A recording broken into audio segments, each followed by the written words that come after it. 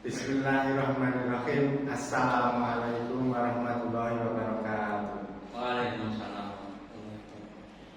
Alhamdulillah, jumpa lagi dengan kami dalam acara sesi tanya jawab atau tips ataupun penjelasan seputar tentang agama Islam. Pada kesempatan kali ini sudah hadir di hadapan kita bersama Ustadz Wijoko yang akan menjelaskan ataupun saya bertanya nanti dijelaskan bagaimana agar kita bisa menyikapi apa-apa yang ada di kehidupan kita sehari-hari.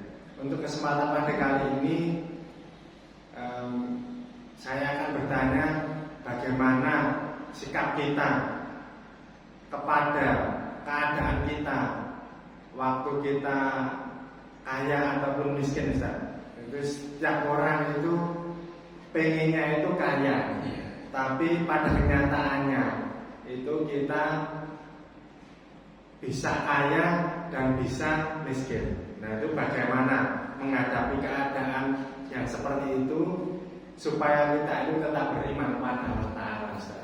Ya, terima kasih. Alhamdulillahirrahmanirrahim. Nahmaduhu wa nastaghfiruhu wa na'udzu billahi min shururi anfusina wa min sayyiati a'malina.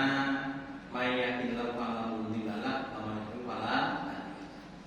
Pemirsa yang dirahmati Allah Ta'ala, memang kalau setiap orang ya ditanya kaya atau miskin pilih mana, ya, itu mungkin setiap orang pilih yang kaya.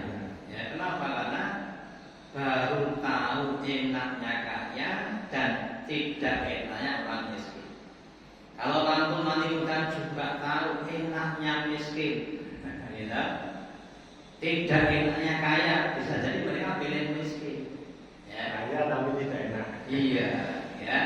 Nah, kalau kita lihat pada saat ketika Allah menurunkan Nabi Adam ke dunia, Allah sudah berfirman kepada Nabi Adam di surah Al-Baqarah ayat yang ke-6, wa Adam walakum fil ardi mustaqarrun wa mata'un ilahi.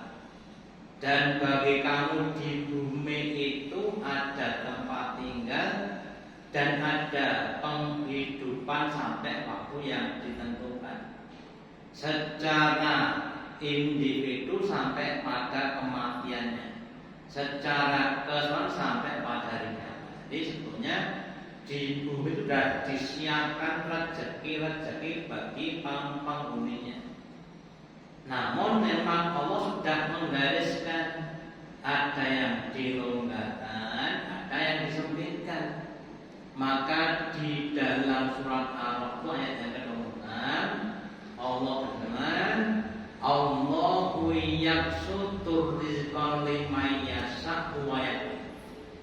Allah dan yang mampu untuk meluaskan rezeki bagi hamba yang dikehendaki dan juga mampu untuk menyempitkan bagi yang dikehendaki. Setidaknya ada 4 golongan, ya. Yang pertama dari awal kaya akhirnya tetap kaya. Yang kedua dari awal kaya berubah jadi miskin. Yang ketiga dari awal miskin sampai mati juga dalam keadaan miskin. Yang keempat dari awal miskin akhirnya jadi kaya. Nah, semuanya itu untuk menguji kita. Ketika kita diberi kelonggaran harta benda, jadi orang kaya itu ujian kesyukuran, apakah dia syukur atau tidak syukur. Nah, ketika kita disempitkan rezekinya menjadi orang miskin, itu ujian kesabaran. Sabar apa tidak sabar. Makanya ada 4 juga. Yang pertama orang yang bisa syukur ketika kaya dan bisa sabar ketika miskin. Yang kedua orang yang bisa syukur ketika kaya tapi nggak bisa sabar ketika miskin. Yang ketiga tidak bisa syukur ketika kaya tapi bisa sabar ketika miskin.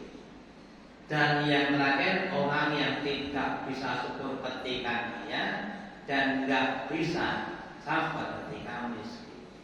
Lah kalau bisa kita jadi yang pertama, bisa syukur ketika kaya, bisa sabar ketika miskin, sehingga Nabi bersabda, qad aflaha man aslam. Sungguh bahagia orang yang Islam.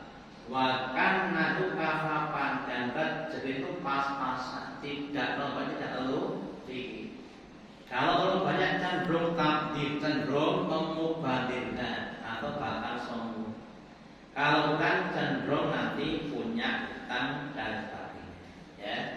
Dan juga dikatakan tadi bahwa ajabna bi amril muslim, mentaajukan kepada kita kami ini keadaan orang-orang muslim.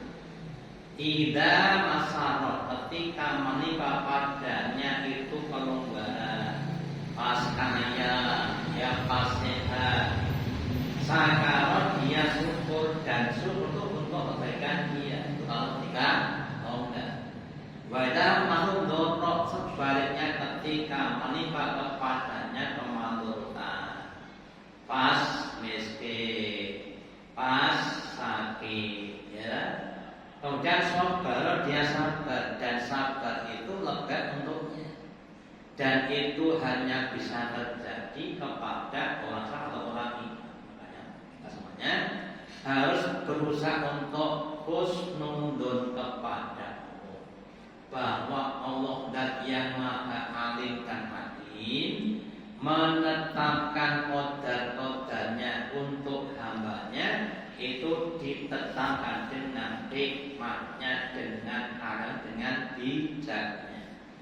Yang kedua, kita harus bisa belajar untuk bersabar atau bersyukur, sehingga kita akan semakin dekat kepada Allah. Jangan sampai dibalik, ya. Pas kaya tidak syukur atau syukur, pas miskin tidak sabar, akan menjadikan kita jauh dari semoga kita semuanya, Bapak Ibu, termasuk hamba-hamba Allah yang bisa syukur dan bisa sabar, hingga kita akan semakin dekat dengan Allah dan Allah menerima semua amal kita dan mengganjar dengan pahala yang lebih baik, lebih banyak dunia sampai di akhirat.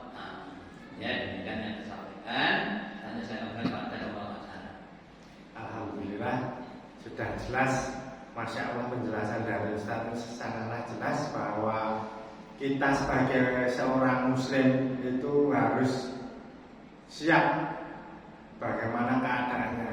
Kalaupun kita diberikan kekayaan, kita itu harus bersyukur. Kalau kita diberi ujian berupa kemiskinan, kita harus sabar gitu ya. Alhamdulillah, kalau kita berhusnudzon kepada Allah Ta'ala, keadaan-keadaan itu akan kita lalui dengan sukacita.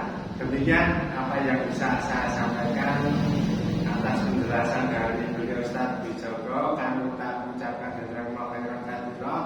Semoga kita bisa menerapkan di kehidupan sehari-hari supaya hidup kita senantiasa semakin berkualitas. Akhirul qouli hadza, astagfirullahaladzim wa lakum, subhanakallahumma rabbana wa bihamdika, asyhadu an la